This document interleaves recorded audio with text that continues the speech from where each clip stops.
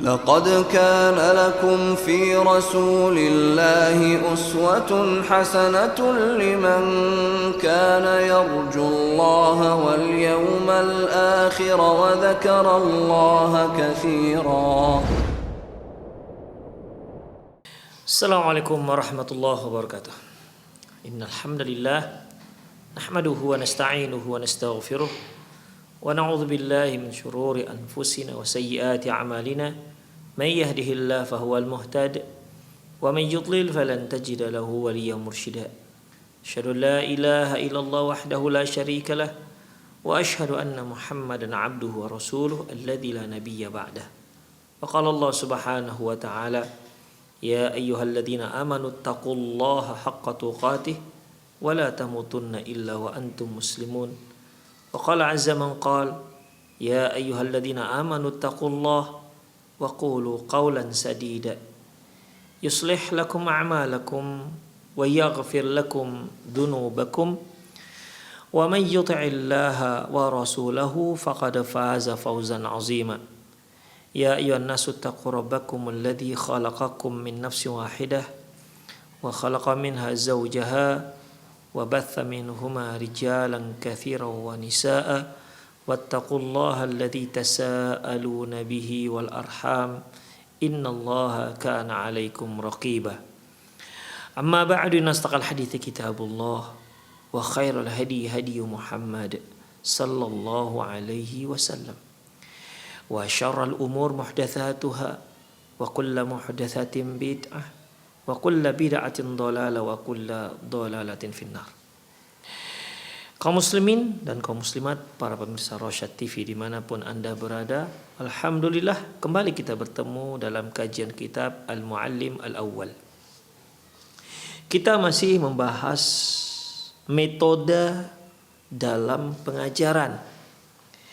Kita sudah banyak membahas terkait dengan metode-metode, ya.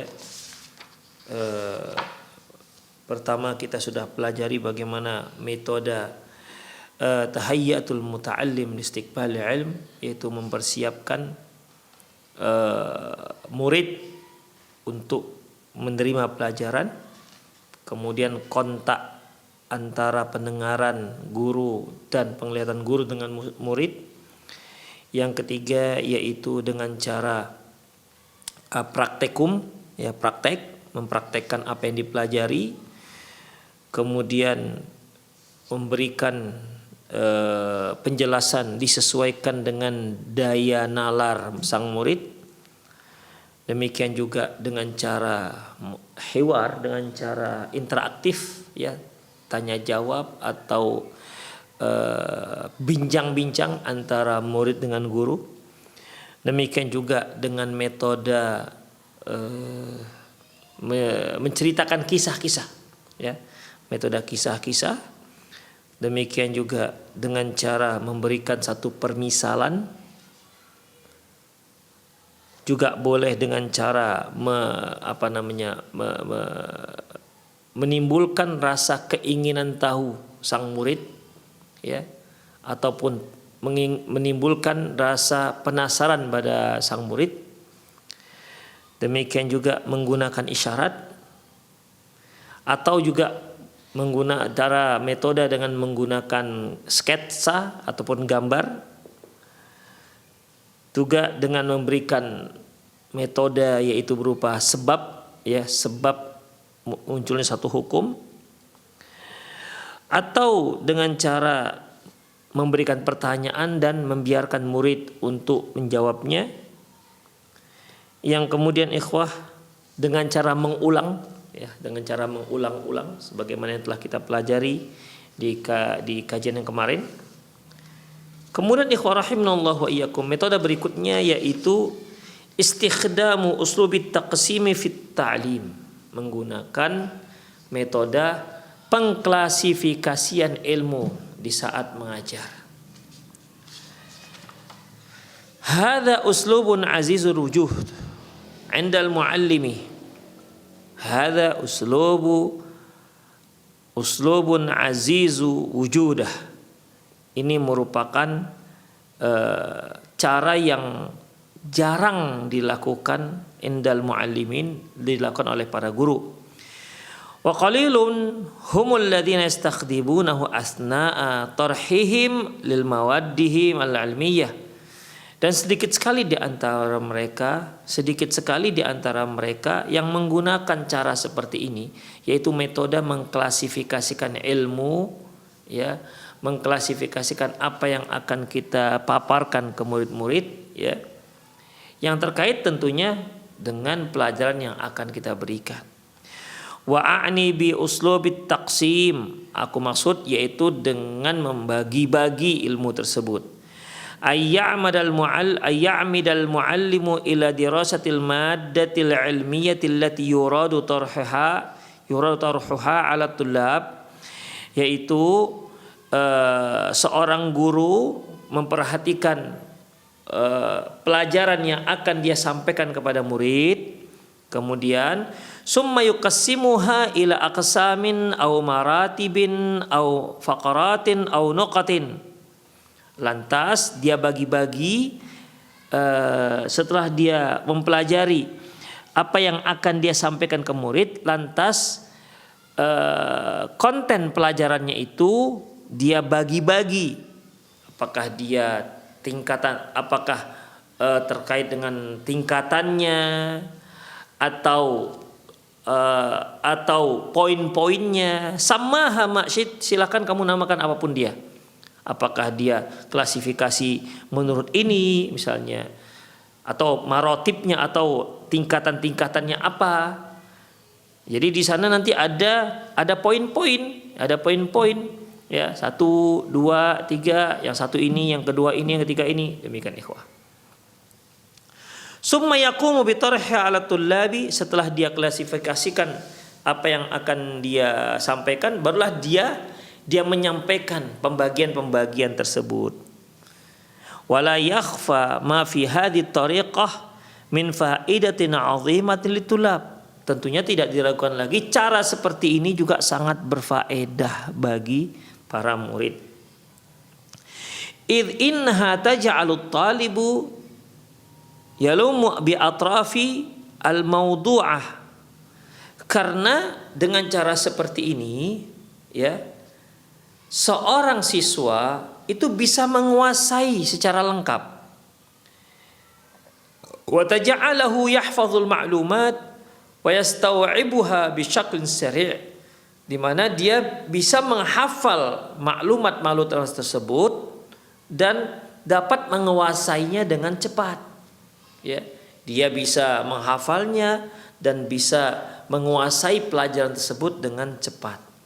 Hadza bil idhafati ila siyanatil ma'lumati wa hifdhiha minal nisyan. Ditambah lagi dengan cara seperti ini, ya. Dengan cara seperti ini si murid tidak mudah lupa dengan pelajaran tersebut. Demikian ikhwah. Fa idza nasiya at-talib ma'lumatan minha lam tadhkur summa tadhkuru anna 'adadaha kadza aw aqsama kadza, kana dzalika mu'inan li istirja'il ma'lumatil mafqudah. Apabila seorang murid lupa terhadap satu poin, sementara dia mengingat bahwasannya pelajaran ini ada sekian poin, dengan demikian hal itu bisa membantu dia untuk mengingat yang telah dia lupa. Misalnya ikhwah, seorang guru, kita katakan saja misalnya ketika dia mengajarkan ilmu nahu, maka yang namanya lafaz itu, ya, kalimat itu ada terbagi pada 3. Ini contoh ya, terbagi pada 3, fi'il, kemudian fi'il, kemudian huruf, ya, dan seterusnya. Ikhwah rahimanallah wa iyyakum, ketika dia mengingat ada 3, ya, ada 3, tapi apa yang satu lagi, ya, begitu. Dia ingat bahwasanya kalimat itu ada 3. Yang teringat dia fi'il, huruf, apa ya satu lagi? Karena dia ingat 3, berarti ada 1 yang kurang. Dengan cara seperti ini dia bisa memudahkan untuk mengingat kembali. Ternyata ada 1 yang kurang, yaitu isim. Nah, demikian ikhwah rahimanallahu iyyakum. Ya, coba seandainya dia tidak disebutkan berapa pembagiannya. Misalnya kalimat terbagi kepada isim, fi'il, huruf, gitu aja. Demikian. Tidak disebutkan 3 bilangannya. Otomatis dia bisa kehilangan salah satu daripada pembagian tersebut. Demikian ikhwah. Tapi kalau dia ingat bahwasanya 3, iya 3, ini 3, tapi mana ya satu lagi? Nah, demikian ikhwah. Itu dapat membantu dia untuk mengingat yang terlupa tersebut. Wala'alla alladhi yutali'ul kutub al-fiqhiyah. Wala'alla alladhi yutali'u kutub al-fiqhiyah, dan tentunya orang-orang yang memang mempelajari, mengamati buku-buku fikih, yara anwa'an 'adidatan minat taqsimat, dia akan melihat banyak sekali pembagian-pembagian yang bermacam-macam. Fahunaka syurut, di sana ada syarat, wa wajibat, ada wajibat-wajibat, wa arkan, ada juga rukun-rukun, wa mahdzurat, ada larangan-larangan. Ilal akhir dan seterusnya. Wa kullu hadhihi taqsimat lam yarid biha nassun 'alal ma'sumin alaihi salatu wasallam. Semua pembagian ini tidak ada disebutkan dalam hadis Rasulullah sallallahu alaihi wasallam. Demikian ikhwah rahimanallahu wa iyyakum. Kita berikan contoh. Syarat sah salat misalnya, ya. Syarat sah salat ada sekian, di antaranya sebutkanlah menghadap kiblat, bersih dari hadas besar dan hadas kecil, kemudian dia bersih dari najis, kemudian dan seterusnya ikhwah, ya, menutup aurat. Demikian. Tapi kan tidak ada dalam hadis Rasulullah bahwasanya syarat sah salat ada sekian, rukun salat ada sekian, kan tidak ada ikhwah. Para ulama lah yang membuat poin-poinnya ini agar kaum muslimin bisa lebih mudah untuk mengingatnya. Adapun dalam hadis enggak disebutkan. Rukun salat ada 13 misalnya, enggak disebutkan ikhwah. Baik, selanjutnya. Wa inna mawadu ahli ulama al-fuqaha rahimahumullah, yang meletakkan ini semua adalah para ulama-ulama fikih, semoga Allah merahmati mereka. Min ajli taqribil ilmi lit-talibihi, untuk pendekatan ilmu kepada murid-murid mereka. Artinya agar murid-murid mereka ini lebih bisa memahami, lebih mudah untuk menghafal, ya. Wa hasru mawadihi, dan bisa menguasai seluruh isi daripada pelajaran tersebut. Wa jam'u mutafarriqatih, dan dapat mengumpulkan apa saja yang ada yang di mana poin-poin yang ada terletak di berbagai macam hadis itu disatukan menjadi satu, sehingga lebih mudah sang murid untuk menghafalnya. Yusahilu ala muridihi hifdhahu wa muraja'atuhu, dan dapat memudahkan bagi si siswa untuk menghafal dan mengulang pelajarannya.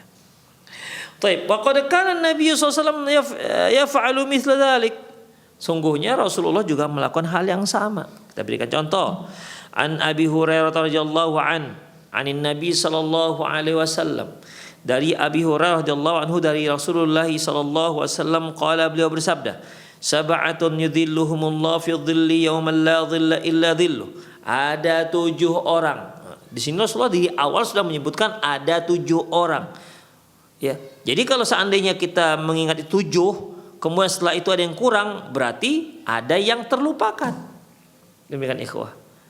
Ya, ada 7 orang yang nanti di hari kiamat akan mendapat naungan di hari yang tidak ada naungan kecuali hanya naungan Allah Subhanahu wa taala.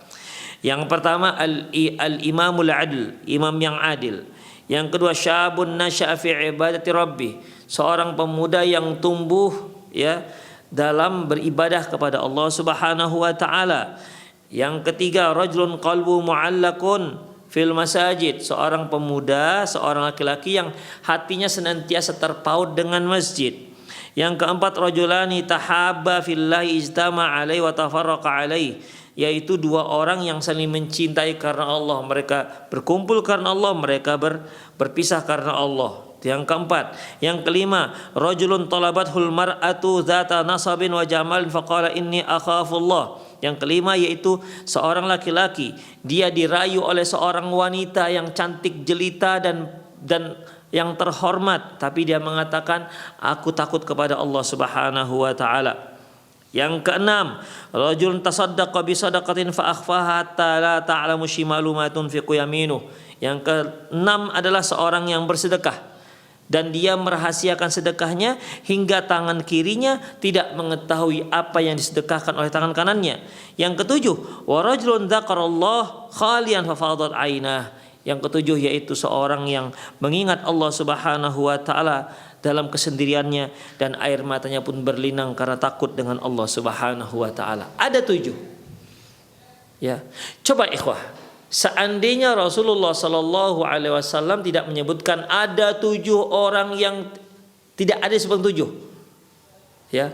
Rasulullah memulai gini, ikhwah, nanti ada orang-orang yang akan mendapat perlindungan di hari yang tidak ada perlindungan selain perlindungan Allah di hari kiamat. 1, 2, 3, nggak pakai 1, 2, yaitu imam yang adil, kemudian dan kalau nggak disebutkan 7-nya ya di awal, tentu nanti ada 1 atau 2 yang terlewat dari hafalan kita. Oleh karena itu ketika kita mengulang kembali imam yang adil, seorang pemuda yang tumbuh berkembang, tumbuh besar dikarenakan ibadah kepada Allah Subhanahu wa taala, seorang yang hatinya senantiasa terkait dengan masjid, 2 orang yang bertemu karena Allah, berpisah karena Allah. Kita ingat sampai 5, berarti ada 2 lagi yang hilang. Nah, demikian. Ya, dengan demikian kan seorang murid akan mengingat apa ya 2 lagi. Demikian ikhwah rahimanallah wa iyyakum. Ya. Jadi itu dia. Ketika Rasulullah SAW mengatakan 7 orang, berarti kan 7 ini, angka 7 ini kan sudah angka apa ya? Angka yang harus kita pegang. Angka yang pedang. Tinggal kita menghafal. 1, imam yang adil. 2, yaitu seorang pemuda yang tumbuh berkembang ibadah pada Allah. Yang ketiga ya seorang laki-laki yang hatinya terkait dengan masjid. Yang keempat seorang yang bersahabat, bertemu karena Allah, berpisah karena Allah. Yang kelima itu seorang laki-laki yang dirayu oleh seorang wanita yang cantik jelita dan terhormat, tapi dia mengatakan ini akhafullah. Loh, 2 lagi apa ya misalnya? Apa ya 2 lagi, diingat-ingat. Karena masih 5. Kata Rasulullah 7. 2 lagi apa ya? Oh, seorang yang berinfak dengan tangan, merahasiakan infaknya hingga tidak tahu tangan kirinya apa yang diinfakkan oleh tangan kanannya. 1 lagi apa ya? 1 lagi apa? Oh, seorang laki-laki yang dia ibadah sendiri dalam kesendiriannya, kemudian dia mengingat Allah dan dia mengalir air matanya karena takutnya kepada Allah Subhanahu wa taala. Genaplah 7, berarti pas, tidak ada yang lupa. Nah, demikian ikhwah. Itu metode ya. Metode yang dilakukan Rasulullah sallallahu alaihi wasallam. Wa an Abdullah bin Amr bin As, contoh nomor 2. Wa an Abdullah bin Amr bin As radhiyallahu anhu qala, arba'un man kunna fihi kana munafiqan khalisan. Rasul mengatakan ada 4 ciri apabila 4 hal ini ada pada diri seseorang, berarti dia seorang munafik yang murni, kata Rasulullah. Tapi Rasulullah di awal sudah disebutkan 4. Apa itu ikhwah? Ya. Wa man kanat fi khaslatin minhum kanat fihi khaslatun minan nifaq hatta yada'ha. Barang siapa yang memiliki 1 ciri, berarti dia memiliki 1 ciri munafik hingga dia tinggalkan ciri itu. Yang pertama, idza atumina khana, apabila dia berkhianat, apabila dia diberi amanah dia berkhianat. Wa idza haddatsa kadzib. Apabila dia berbicara dia akan berdusta. Wa idza ahada ghadar. Apabila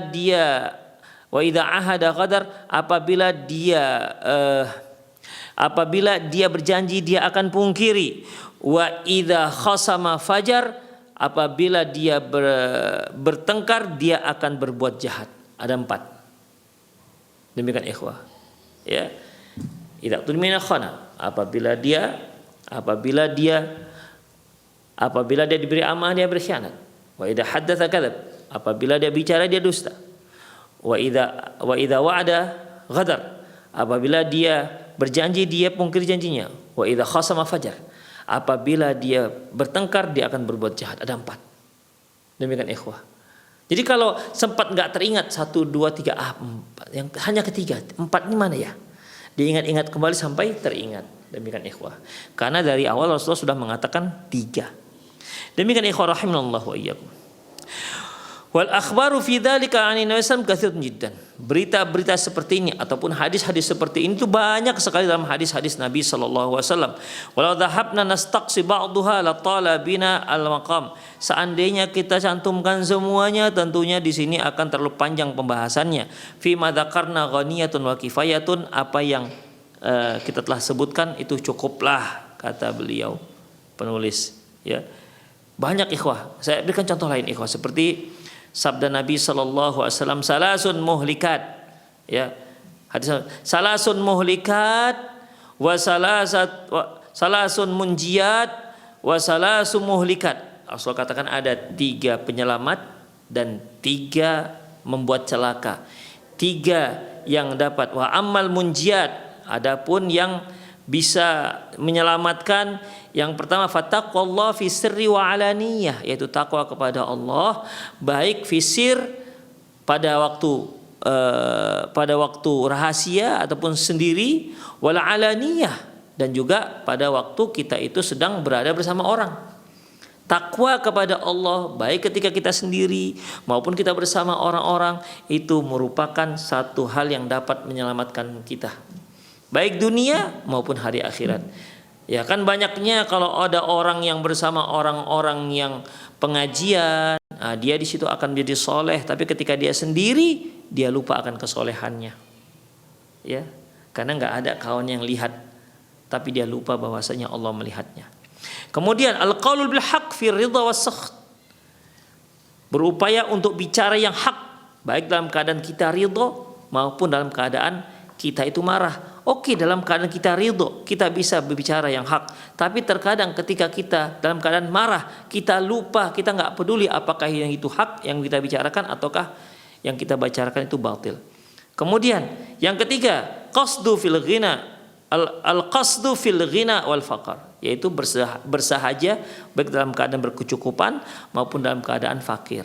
Itu yang munjiat. Ada yang salasun muhlikat, syuhan muta', yaitu pelit yang bersangatan. Kemudian hawan muttaba', hawa nafsu yang diikuti. Kemudian wa'ijabul mar'i bi nafsih, dan seorang yang kagum dengan dirinya sendiri. Di sini Rasulullah menyebutkan 3. Ya, 3 hal yang dapat menyelamatkan, 3 hal yang dapat mencelakakan. 3 hal yang dapat menyelamatkan, 3 hal yang dapat menyelamatkan. Takwa dalam keadaan sendiri maupun bersama-sama orang lain. Kemudian berbicara hak baik dalam keadaan ridho maupun dalam keadaan kita marah. Yang ketiga yaitu al-qasdu fil ghina wal faqr, bersahaja baik dalam keadaan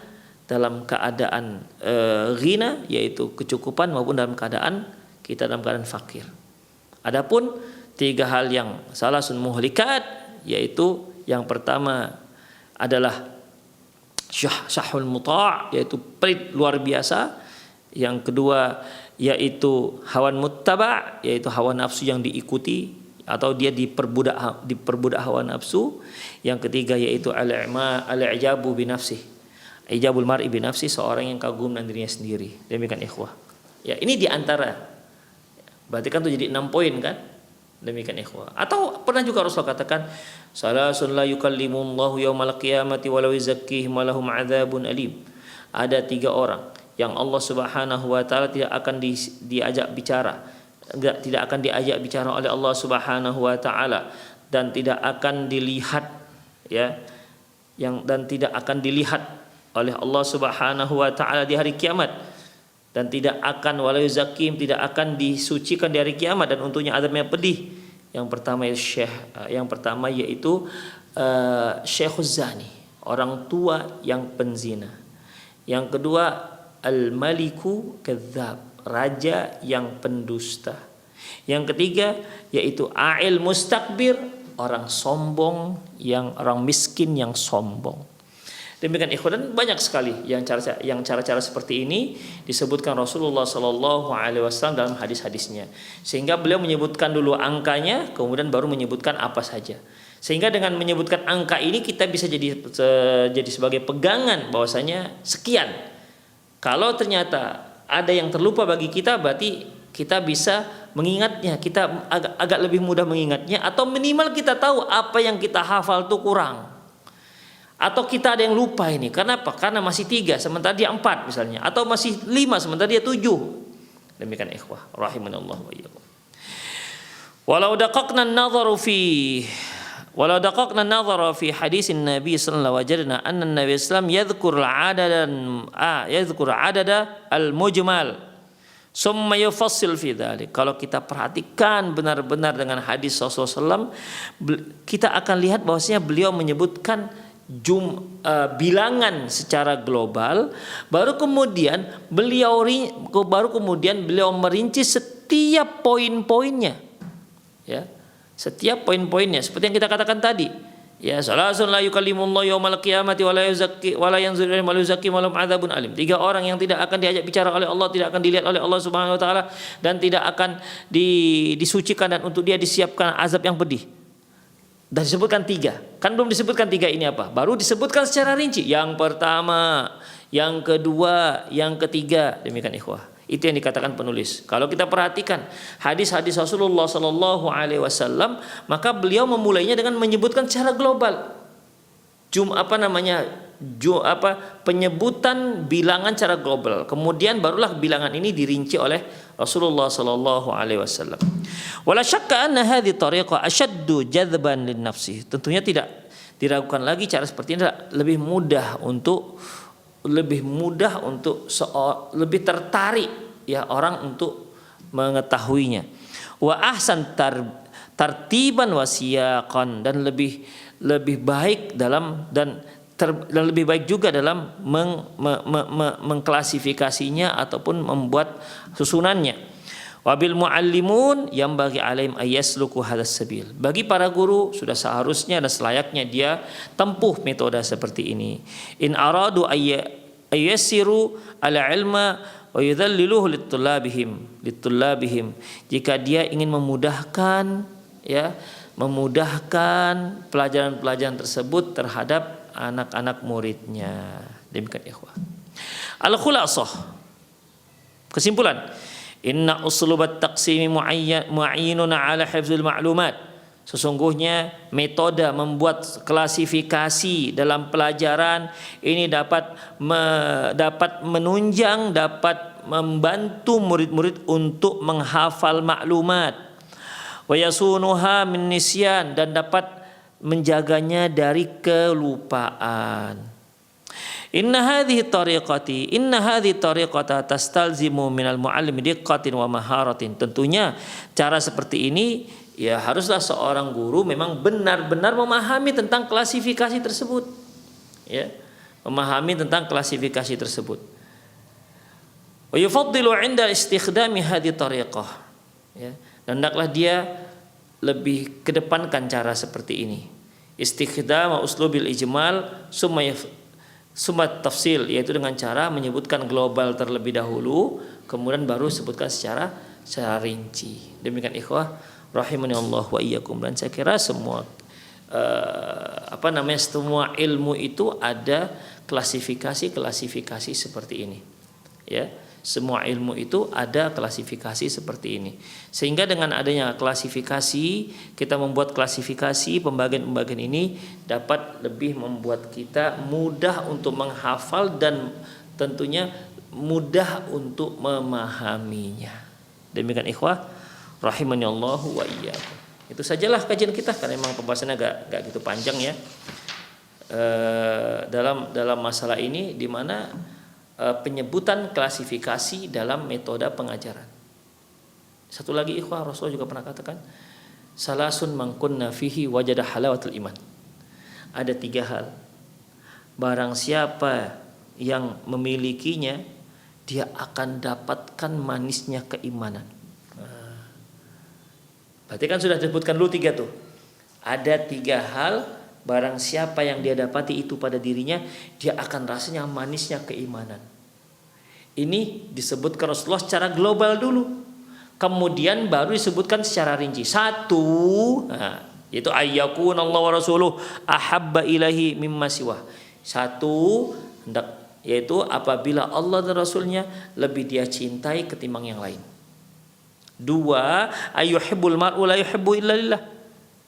Yaitu apabila dia mencintai seseorang, tidaklah dia mencintai orang tersebut kecuali hanya karena Allah, bukan dikarenakan dunia.